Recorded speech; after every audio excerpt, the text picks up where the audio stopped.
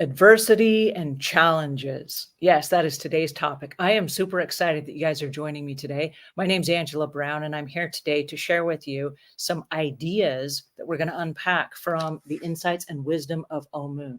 This is a book that we're going through together. We're visiting this session every Saturday morning for about an hour, and today we're talking about challenges. The challenges of life and how inevitable they are. But joining me today, I am so excited that we have the author himself, Omuugn, to unpack some of these ideas for us and to share with us his wisdom and insights live. So if you're joining us live, please jump in the comments, leave your comments and your questions, and we'll answer them all as we go.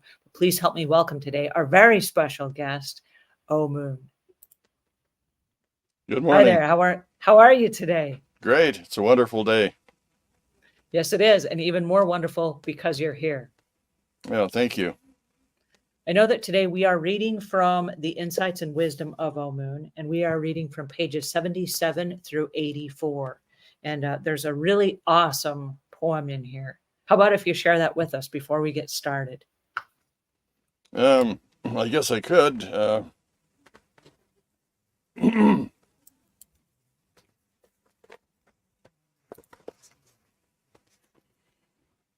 Challenge, a call to rise above, a chance to show our strength and love. With perseverance and steadfast will, we'll conquer all and climb that hill. With patience, we'll push on and find a way to overcome all that comes our way.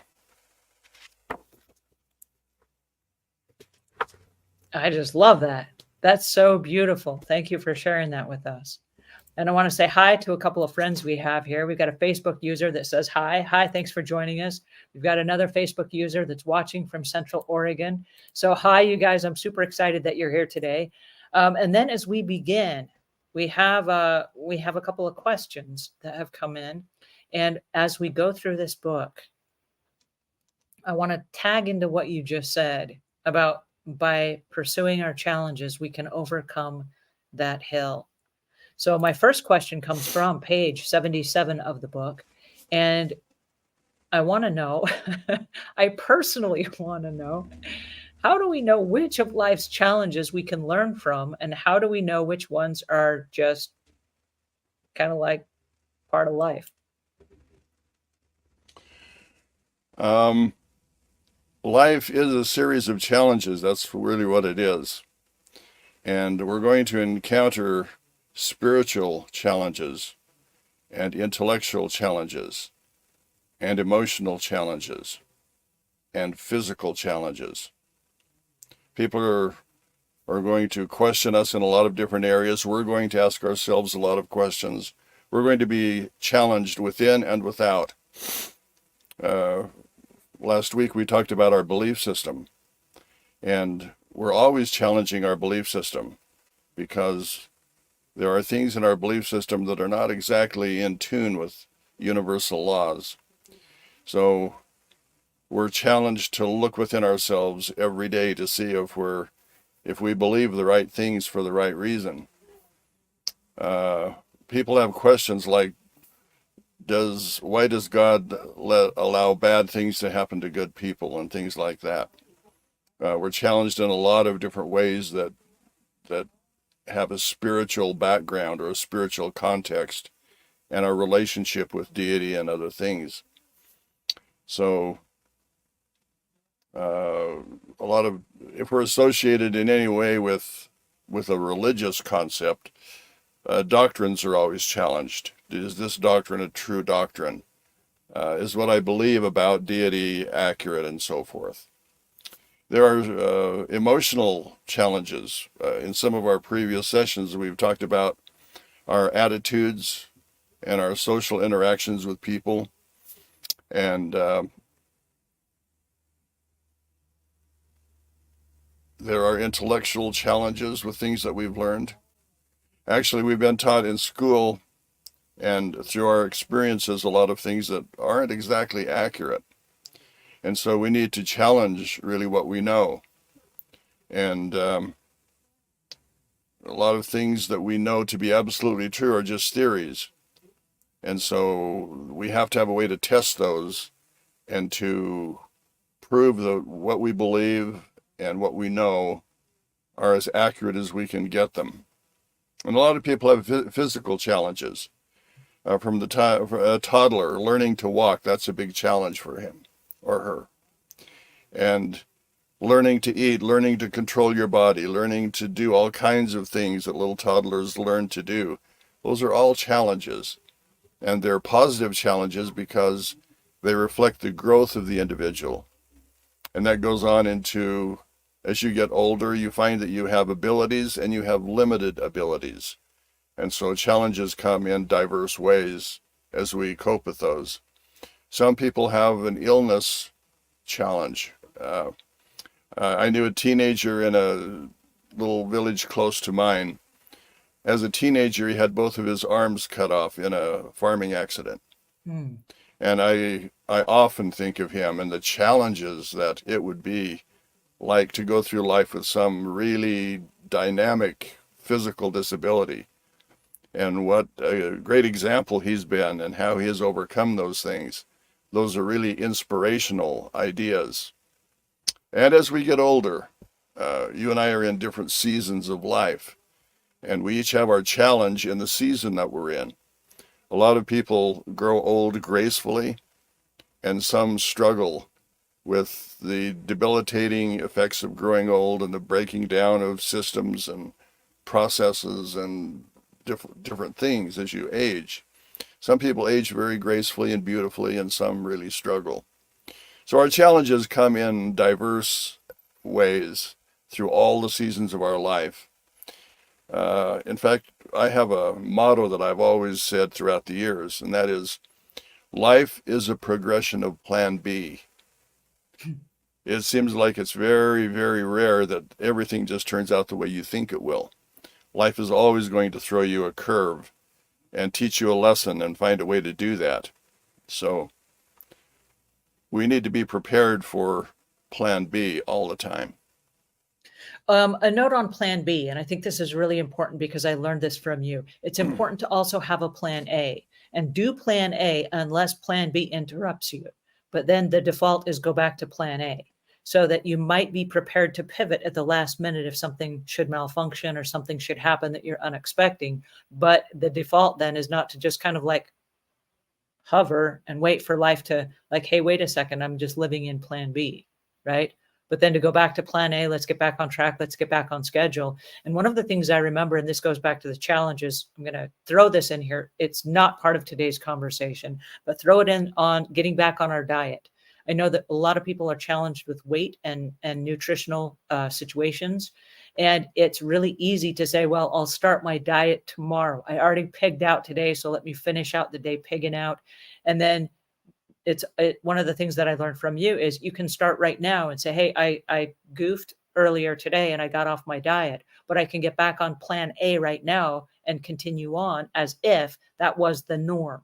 And then if there's a Plan B and something happens and I don't know, somebody brings you a banana cream pie or something, maybe you go off the diet again, but you you stay with Plan A unless Plan B comes, and that's the big diversity of the moment where you have to pivot. Well, the other side of that is that our Plan A should also be a challenge. So we should always be challenging ourselves, even in Plan A. And then when Plan B happens, we should be prepared for that also. So, yeah, there are a lot of different ways to look at it, but I look forward to, well, in fact, I almost plan my day around Plan B because it's so consistent. But there is a Plan A in the background. I guess my Plan A is Plan B, and Plan B is the way life actually operates. I know in my business there's a Plan A, and I try to stay as close to Plan A as possible. But like you said, Plan B often happens. And then I don't get upset when it happens because I'm like, we were going to do this and we're off track for this reason. But in a perfect world, here's what we would be doing right now. And then when there's a break in the action or when we get done with Plan B, then we'll go back to Plan A, kind of like our default plan. What I usually find is that if I want to do something, my Plan A, I will get to a point where I will realize that before I do plan A, something else needs to be done. Uh-huh. And before that is done, this has to happen.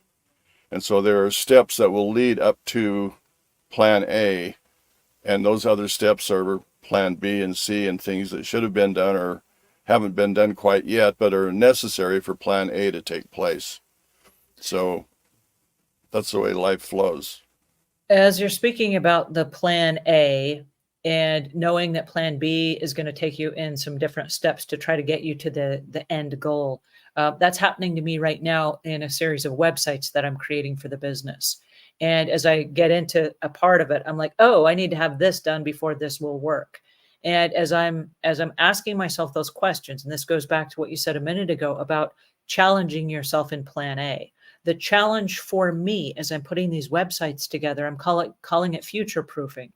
If I know this is going to be a part of the bigger picture, and if I know this particular plugin or this particular feature is going to be part of the website, how do I future proof this so that I don't have to come back in 2 months or a year from now and renovate it with new plugins or revise it or rewrite the programming code for it so that it will then work from today through for forever? How do I future proof that? And can I take that time right now to kind of see through the bigger picture so that I'm not always living in a state of plan B going, oh, wow, that didn't work because I was sloppy with my coding, or because I was too quick to come to a solution, or I didn't think through the whole process very well about how I was going to use this particular feature of the website.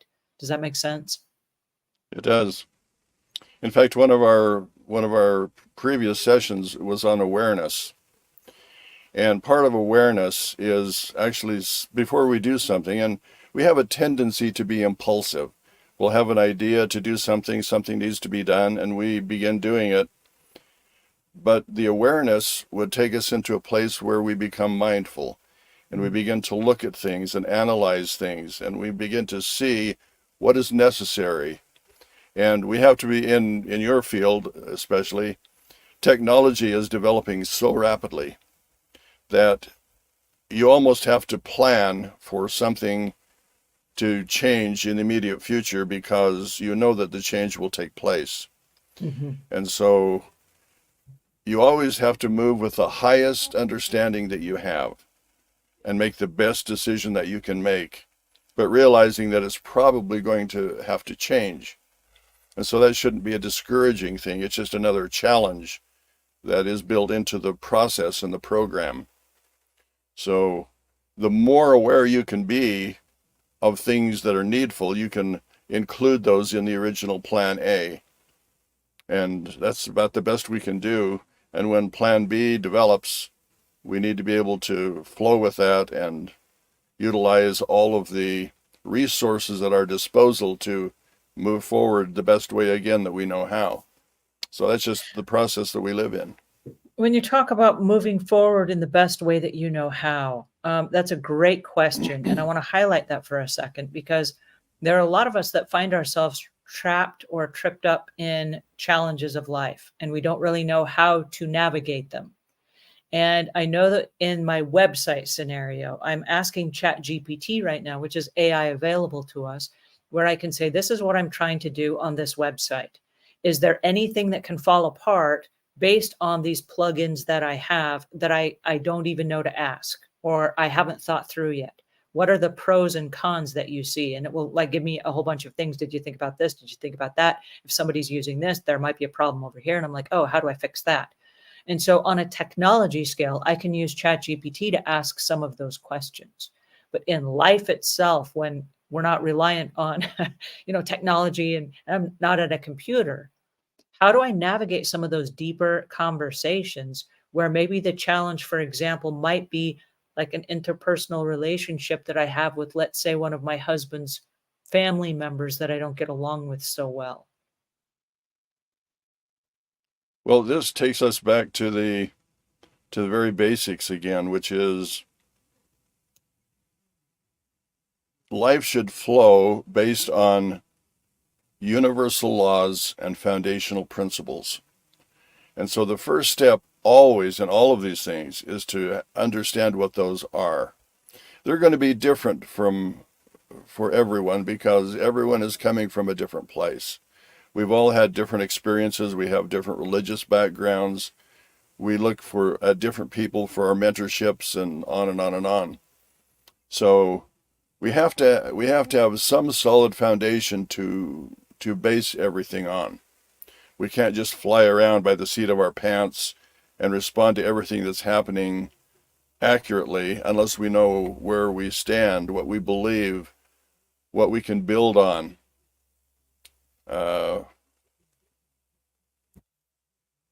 Yeah, that's the basis for me. So how do you navigate a situation where, let's say, for example, in this particular scenario, I'm okay with the change. I'm okay that change needs to happen. I'm acknowledging that change needs to happen, and I'm willing to change, but the other person in the relationship is not willing to change at all. How do we navigate situations like that where we're dealing with constant frustration or constant, what do you call it, conflict or constant grinding of nerves when we're around each other? Well, social interactions are some of the more difficult challenges to work with because you're not only dealing with your belief system, you're dealing with someone else's belief system. You're not only dealing with your habits and your way of doing things, but the other person has their habits and their way of doing things. And so one of the keys there is communication. I have a situation with someone, and I have found that when we use words, we really have a different definition of what those words mean. And so when I'm trying to convey something, I'm trying to do it in a certain way, but I can discern very quickly that they're somewhere else. They believe something totally different than I do. And so you need to define words, you need to find common ground, you need to get on the same page.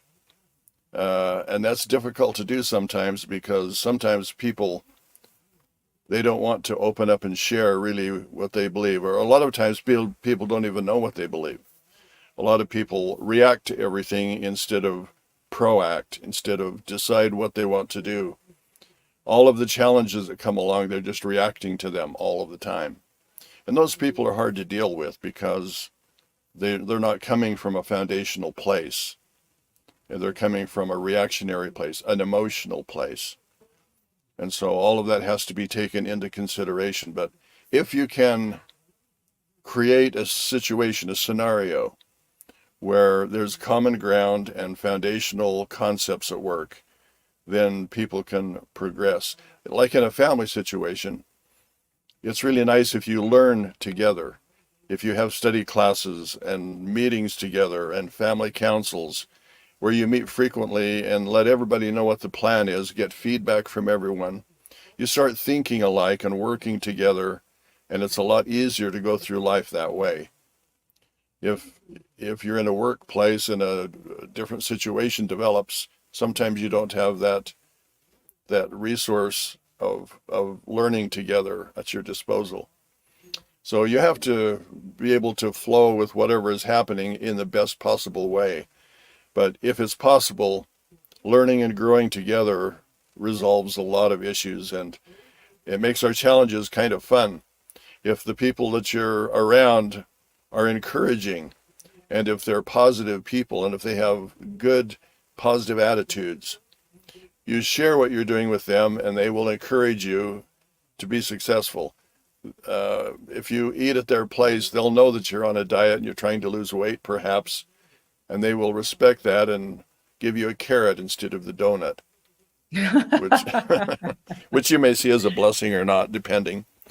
But yeah, there are a lot of different ways to approach it, but the idea is you need to come from a solid place and communicate, and people need to know what you're doing. Social interactions are delicate because people are coming from so many different places.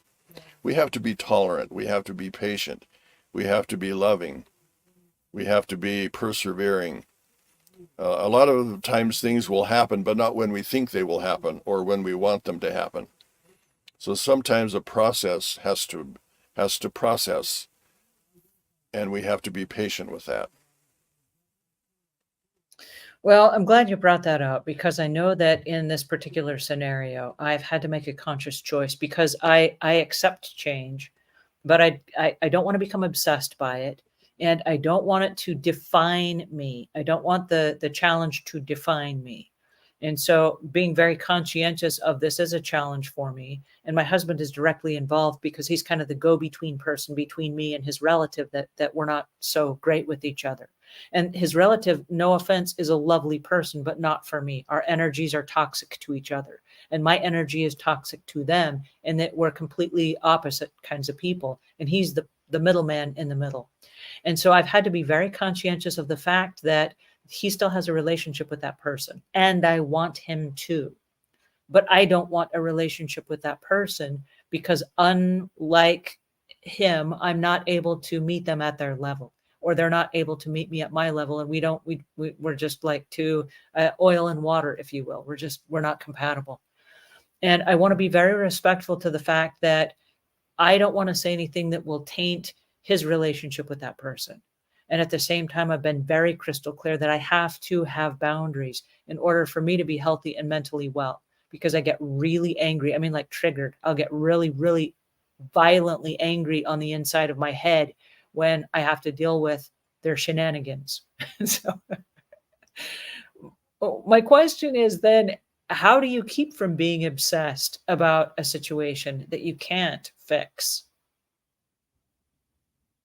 Well, you can always do something. We talked about environments and the structures that exist in the environments. And if you're in an environment that you don't want to be in, you have to ask yourself the question, what can I do in this environment to make this environment more preferable for me? And there will always be something that you can do. For example, you can send someone a thank you note or a note of appreciation or something.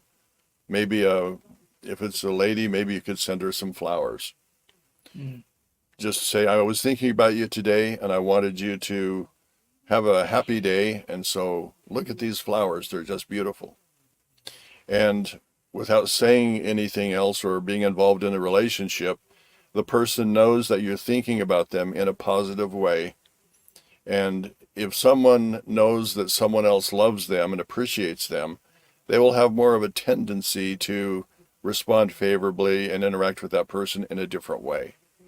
Whereas if a person is met with hostility, if you send them a note that might say, I was thinking of you today and it almost ruined my day.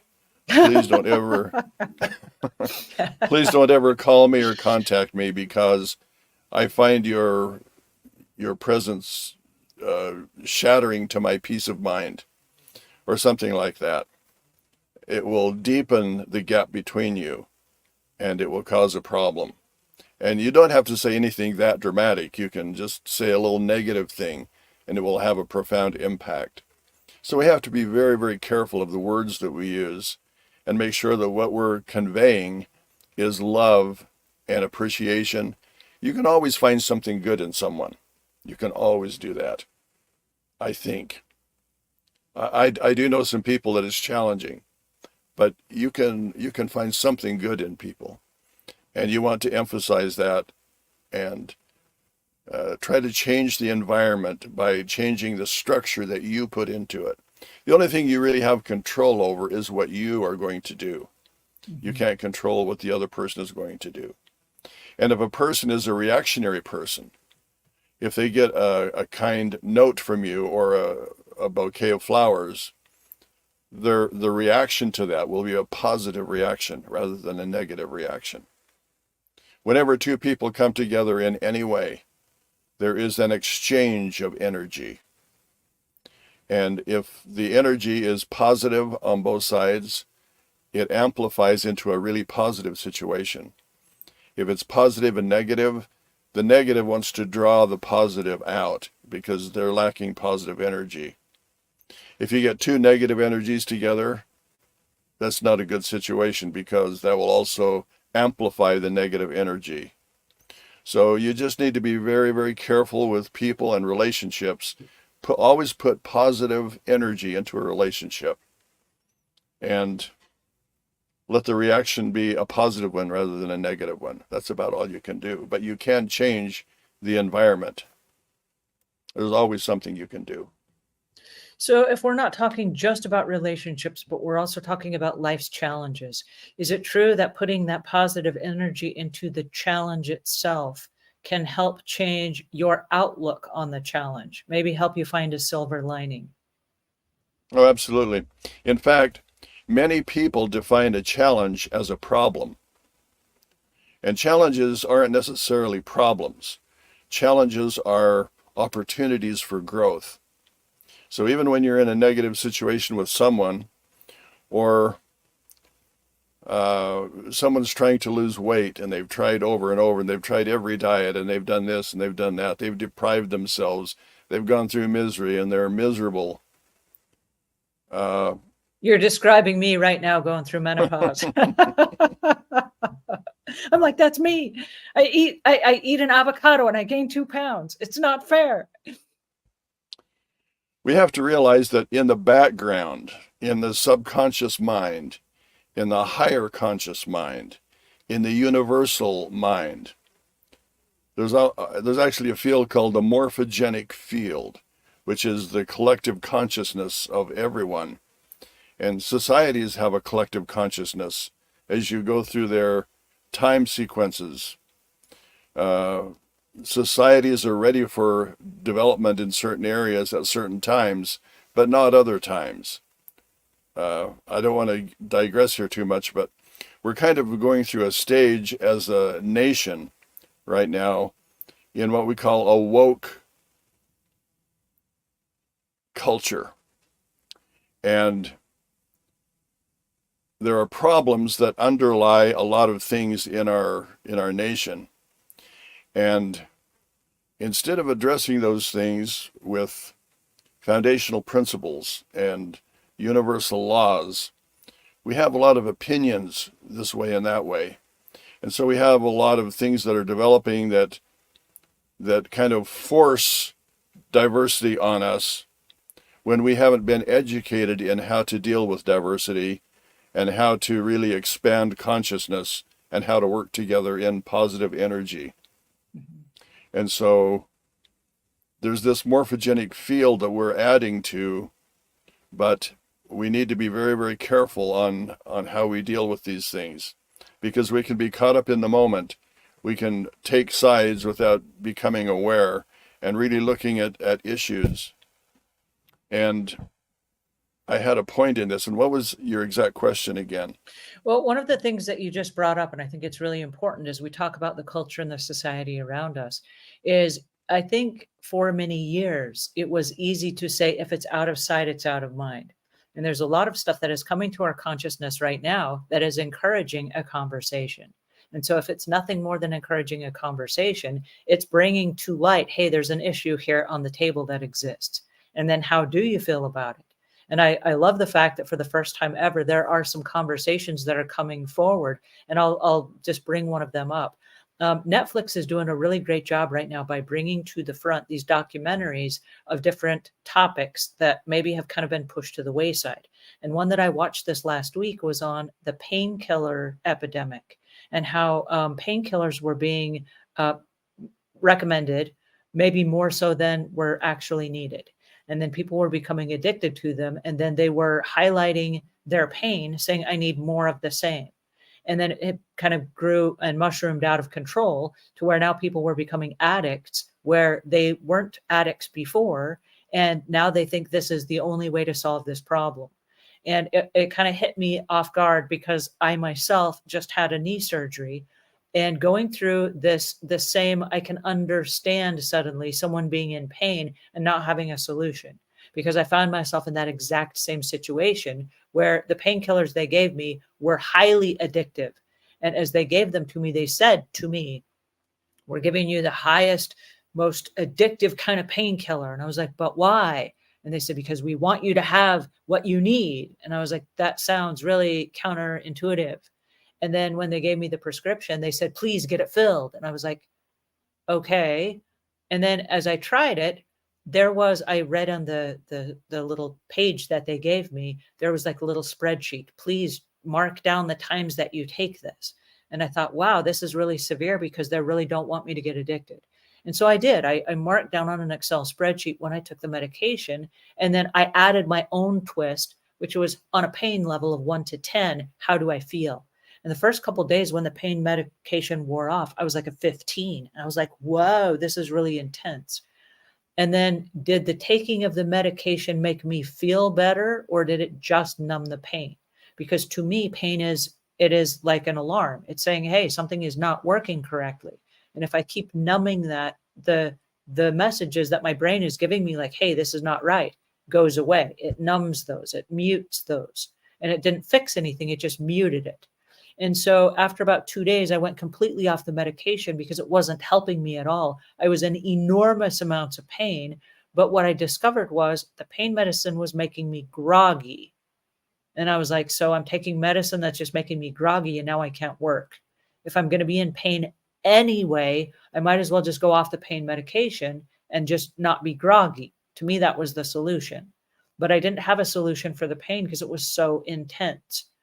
And so watching this then on painkillers, I was really like, oh, I totally understand how someone can find themselves in this situation. And for the last several days, my husband and I have had these conversations over and over again because we've had employees whose spouses have overdosed and have lost their lives as a result of being addicted to pain medicines. And so we've personally been involved in people that were addicts. And now with a different understanding, before I thought, well, how lousy of them to be an addict. And now having watched this Netflix documentary, watching how the doctors will prescribe over and over and over again. And I walked myself through a conversation I had with my doctor at the post-op, where I went back and he said, hey, I see that you're still limping. I hope you'd be better by now. How is that pain? And I said, it is massive. It has not gone away yet. It's reduced, but it has not gone away yet. And he's like, do you need more pain medicines? And I'm like, I do not. I did not finish the ones you gave me. I'm not happy with this. And he said, well, what are you doing to fix it? And I said, I'm using hypnosis. And I'm trying to reduce the amounts of pain at a neurological level, not a pain level, like with medication. That did not work for me. And so there are conversations that you mentioned that are coming to the front of our consciousness right now. I've never in my whole life sat down and said, how do I feel about pain medicine? Never had the conversation. It just wasn't part of my life. And now I have a very, very strong opinion about it because I did watch this Netflix program, because it did surface and it came to my attention. And because now I do need to know how I feel about this particular topic. And I need to know, when you talk about change and challenge, I'm going through a personal challenge right now. My belief system is directly connected to how I'm going to get through this particular challenge. Well, there are a lot of issues like that, and they're not really approached with awareness. For example, there are people who hug trees and they don't want the forests cut down because they want everything to be natural and organic. And there's the other side where people will go in and just clear cut forests and tear everything down because they want to sell the wood products. And we need to realize that there's a balance. The people that hug trees don't realize that if you don't manage the forests, a lightning bolt will hit and a forest will burn down. And we will lose the forest anyway, and no one will be able to use the wood. Mm. So we need to have some logical processes that go into the decision-making processes that we make. I'm often amazed by the people that are in Congress. It seems like we send people to Congress who are incapable of doing anything else. And we feel that their input from Congress will solve our problems. Where with the advent of the internet and all of the communication that's taking place, and as you mentioned, Chat GPT, I think we could replace a good portion of Congress with Chat GPT or some artificial intelligence because it would analyze and it would look at problems from a different perspective. And you wouldn't have the lobbyists and the big corporate interests and all the money people backing the laws that they want passed and all of the shenanigans that go on. If you could approach all of the topics with logic and with reason and with common sense and with taking a lot of factors into account, like we do need to be responsible. To go in and just clear cut our forests is not a good program. We have old growth trees that need to be there. And we have people dumping plastics into the oceans and polluting things. There has to be a better way to deal with those kinds of issues. And so we need to be a lot more involved in all of the processes that are going on. And walking around with a sign or gluing yourself to the pavement or throwing paint on beautiful artwork as a protest doesn't accomplish anything. It just riles people up and makes them angry. And so if we're going to have meaningful change, there needs to be meaningful ideas on the table, and we need to look at things and analyze things and really come up with the best solutions for things. It's one of the difficulties that we have with a two-party system. You're either this way or you're that way. And if this party is in power, they will do away with everything that the other party did while they were in power. And then it will switch, and this party will get rid of all of those things and do their thing. And we're just like flipping back and forth without really solving the problems and issues and resolving things in a way that is really better for the country and the people in it. So, and usually on the issues, one party will vote all one way and the other party will vote all that way. Instead of putting the problem down and saying, what would be the best solution for this problem? Mm-hmm. How can we resolve it in the most efficient, productive manner? Are you talking then about making concessions or negotiations as you're coming to solutions for what could be challenges that maybe are not one way or the other? Well, there's always an optimal thing. There's not always an optimal thing.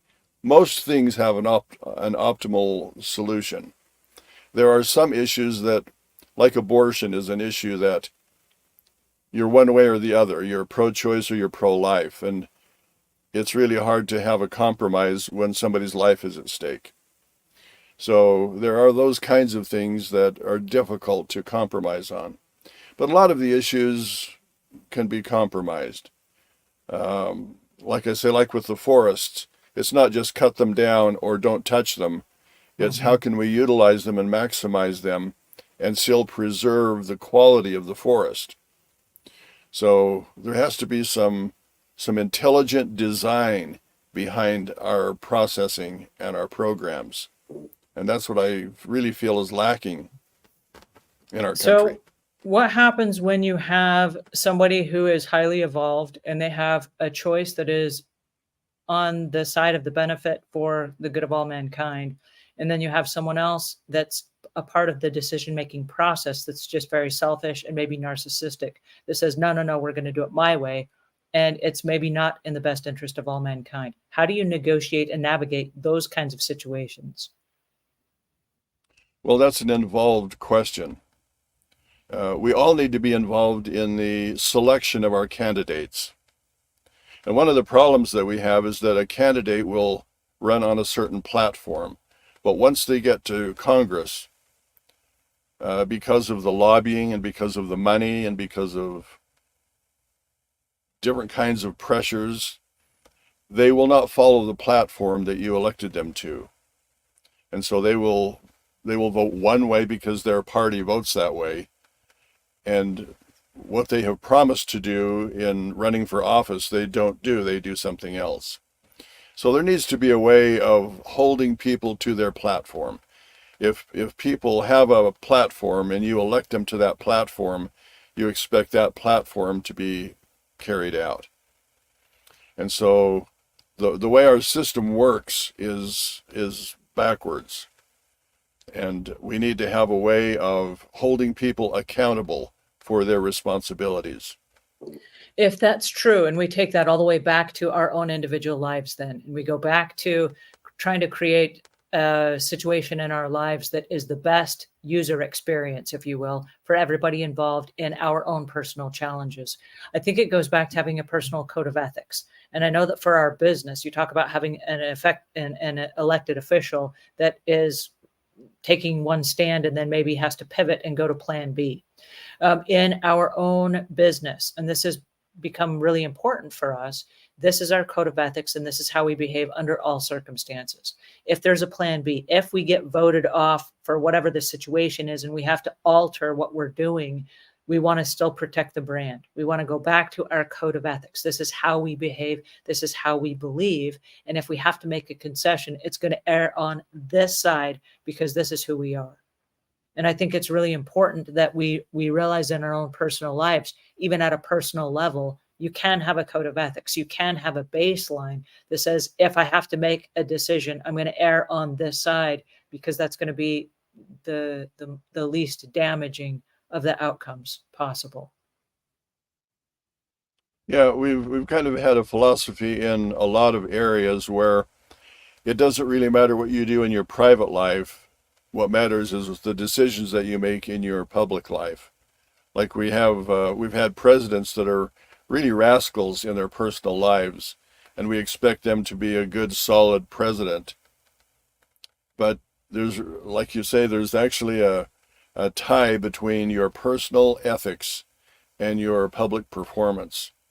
You can't expect a rascal to be an ideal leader and have really ethical programs because they're unethical in their own life. So we should be very, very selective in who we have run our companies, our communities, our school boards, our local governments, all the way through. Instead of being a nation of spectators, we should be a nation of people who are aware and involved in all of the decision-making processes so that we can analyze and make the best choices in everything that's going on. Right now, there's sort of this difficulty in schooling, trying to force schools to do certain things and adopt certain procedures and policies and force them on everyone else, where a lot of parents are really offended by that because they want to be more involved in the types of materials that are being utilized, and they don't want boys competing with girls and using their change rooms and different things.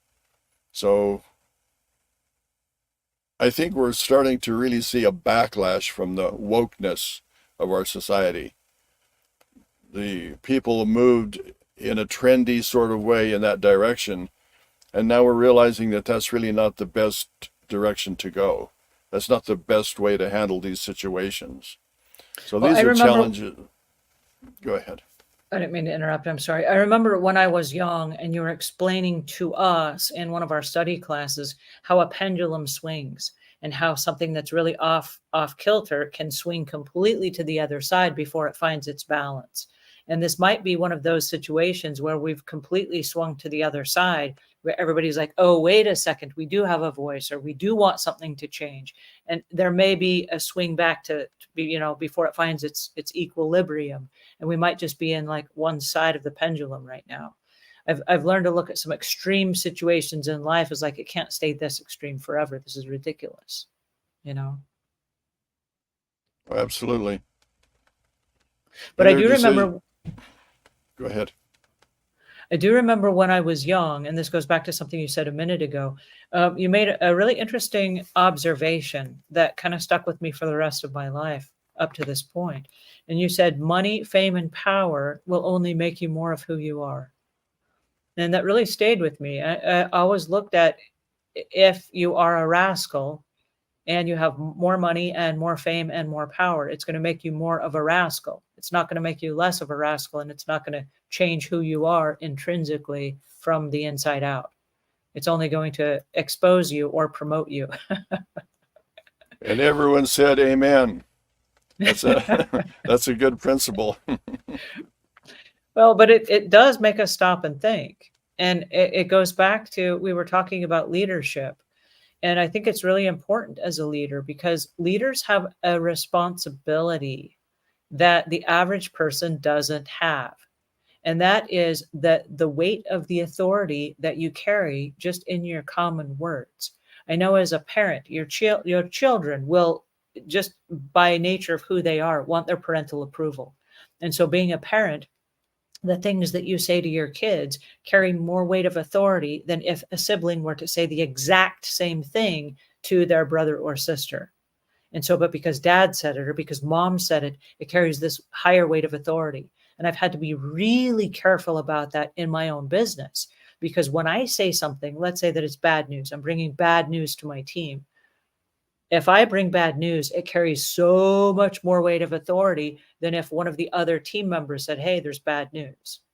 And so I try to be really careful about, I'm the one that brings the praise, and then I let my director of operations be the person that brings bad news, so that it's not me saying, oh, there's doom and gloom, and everyone's like, oh no, this is the end, you know?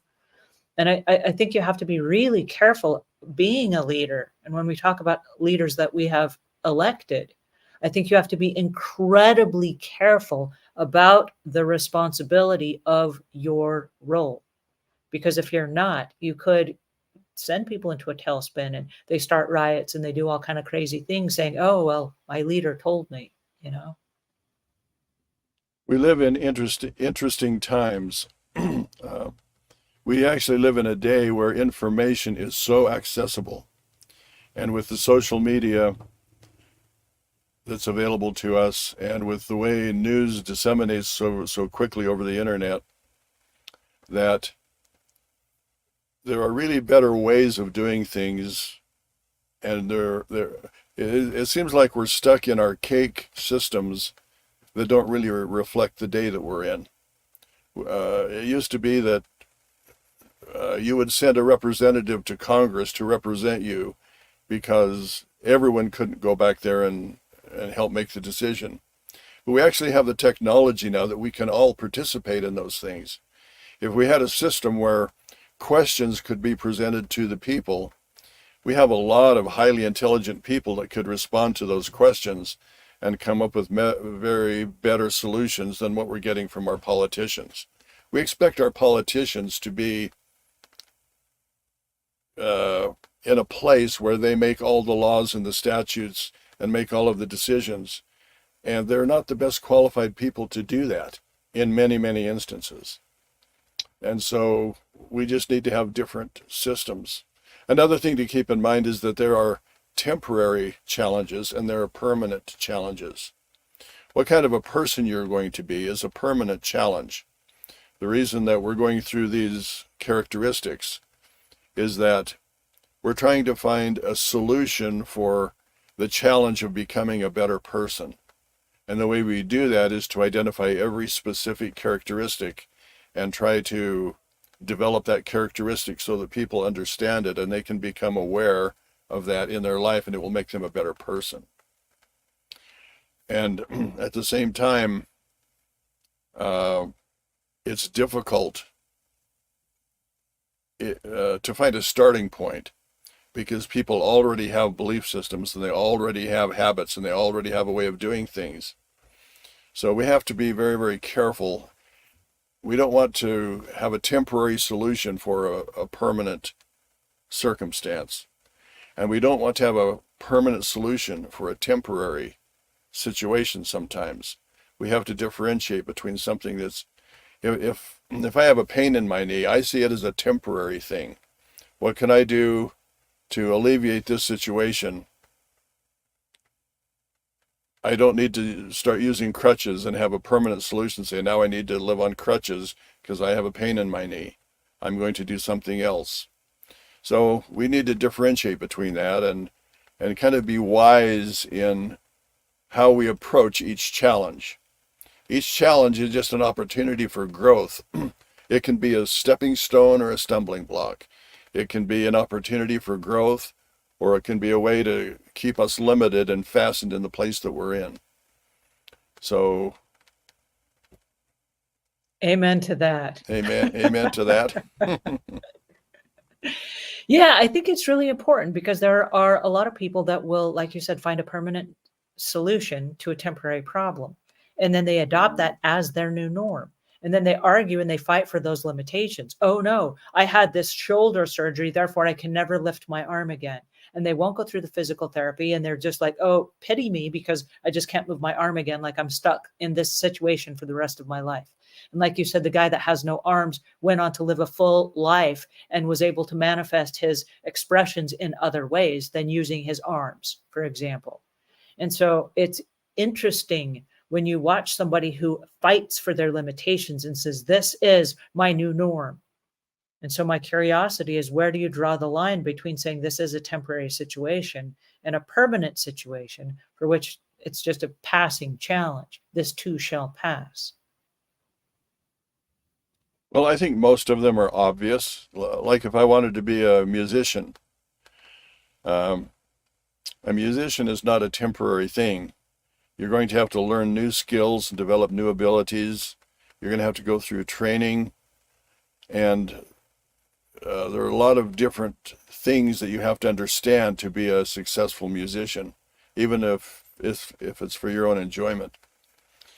Whereas something like a physical pain or situation, you can alter that very quickly by just changing your lifestyle or making a better decision for things. So I call it the 7-minute rule. And for me, I'm not a musician and never will be, but my challenge is technology. And there's something about technology, it just kind of like goes right over the top of my head. And I'm like, whoa, there it went. And so I call it the 7-minute rule, in that, can I learn this by watching a YouTube video in 7 minutes? Because in 7 minutes, I will then know the answer. And I cannot unlearn it once I've learned it.